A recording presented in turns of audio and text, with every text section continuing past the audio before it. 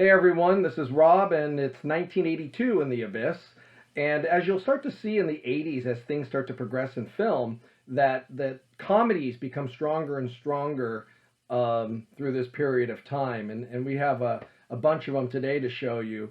Of course, there's other ones in different genres and stuff, but the comedies seem to kind of hold the weight for the most part. But the number one in 1982 is not a comedy. So let's see what we got. Starting it off, sci-fi thriller, Harrison Ford, Sean Young, Rutger Hauer, Blade Runner.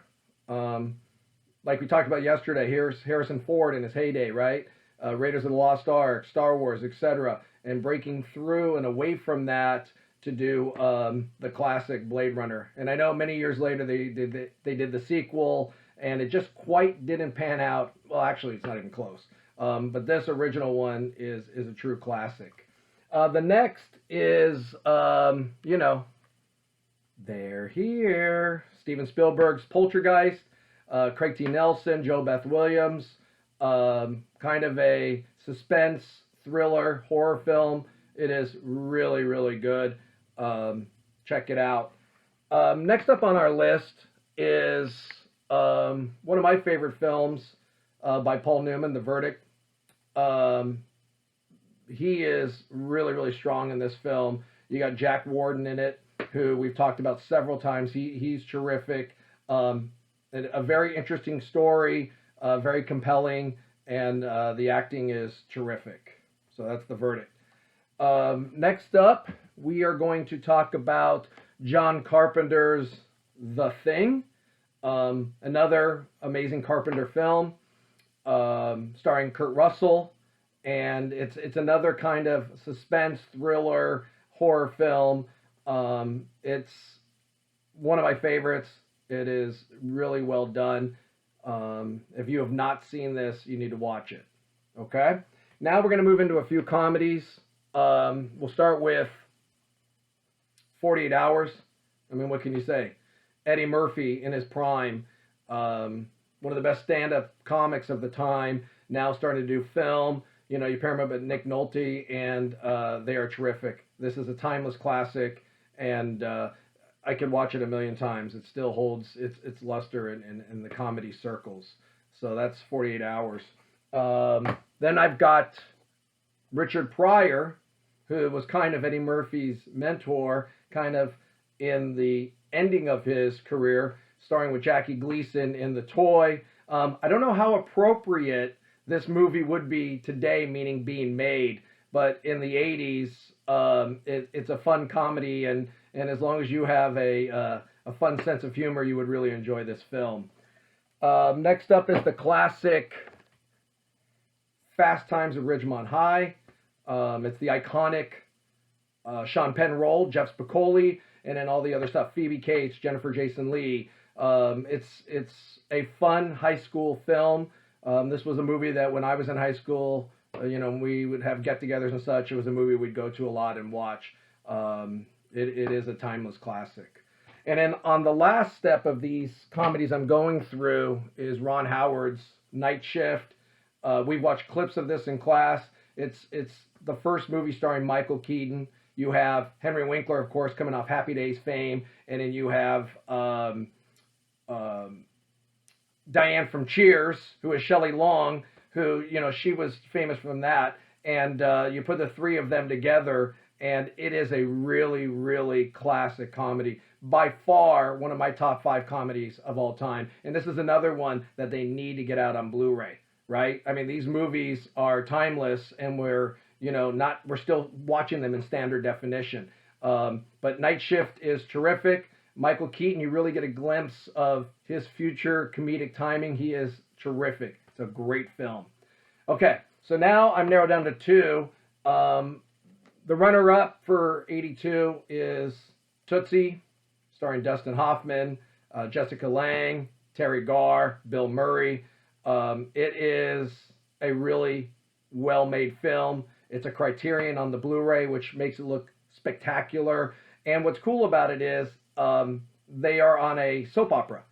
And so you get to kind of see how they did the soap opera stuff back then with the different cameras and the angles and kind of stuff like that. So you get a great movie, but you also get to venture into the TV world of the 80s, which was a lot of fun. Dabney Coleman is another one. I mean, he's great in 9 to 5.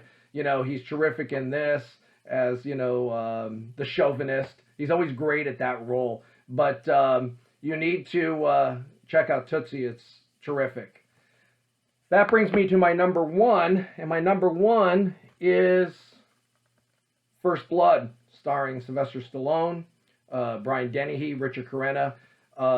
Yes, this is what started the Rambo series, but this one is very unique in its own way, and I like the fact that it doesn't have a Rambo tag to it. It's just First Blood. He's a Vietnam vet trying to find his way. Brian Dennehy's a cop, hassles him, and then it goes from there. This was one of my favorite movies when I was a kid. And you know, it's funny, I didn't mention it, but in '82, Rocky III also came out, and I didn't really talk about it or show it because we talked about 1 and 2. But those two movies were like two of my favorite when I was 12 years old in '82. I remember going to see Rocky III 3 times at the theater. And you guys know me, I don't go to the theater, but I went and saw that several times. And then I remember seeing this on HBO and watching it over and over again. I think I actually taped it on VHS so I could have it to watch it when I wanted to. But a really terrific film. I love it. It's really well done, well acted, and it's a fun ride. So that's my number one for 1982. Okay, on the music side, the number one album for 1982, which is not going to be my favorite, but I needed to recognize it, is the legendary Thriller by Michael Jackson.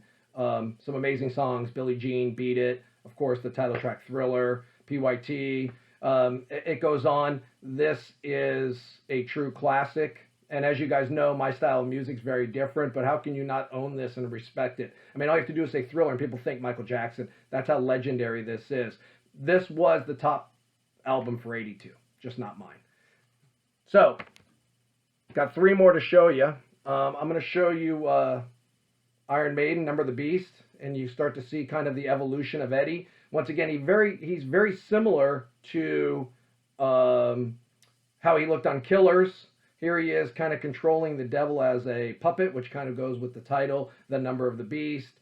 And this is the introduction to Bruce Dickinson into the band as lead singer, which, the same way we've talked to in other episodes, that it kind of changed Iron Maiden's sound and really catapulted them into a different level, starting with this album. And, you know, the rest is history. This has the legendary Run to the Hills on it, of course, the title track, The Number of the Beast. The Prisoner's great, Invaders, Children of the Damned. It goes on and on and on. 22 Acacia Avenue. This is just a really, really strong rock and roll, hard rock, heavy metal album. So that's one that you need to check out. The last two I'm going to show you is just real quick. Rush. You know, once again, I'm a huge fan. This was a great follow-up to yesterday's Moving Pictures. Subdivisions, The Analog Kid, New World Man, Countdown, The Weapon, which is part 2 of Fear. If you were listening yesterday, you would know what I'm talking about. And it's one of my favorite Rush albums, so I wanted to at least recognize this. But my number one for 1982 is actually the first album I ever got. I got it for Christmas in 1982, and it's the classic Clash Combat Rock, which of course has the mega hits Rock the Casbah and Should I Stay or Should I Go? Now, it also has Know Your Rights, Car Jamming, Red Angel Dragnet, Straight to Hell, you know, Overpowered by Funk, you know, and like we talked about a few years ago with, in '79 with London Calling, there's just so many different kinds of styles of music. But this one's near and dear, of course, because it was my first album at 12, and I just played it over and over and over and over and over again, which wore out the album. It actually is one of the albums up on my wall right behind me here that I hung up in frame, so it just doesn't deteriorate any further. But I love this album. It's near and dear to my heart. It was an easy number one for 1982, even though I love Number of the Beast by Iron Maiden and I love Rush Signals. This one is just too special to me. So for 1982, it's The Clash, Combat Rock. And at number 1 is, for film, Sylvester Stallone in First Blood. Thanks for watching. Leave your comments, your list in the comment section, and I will see you tomorrow.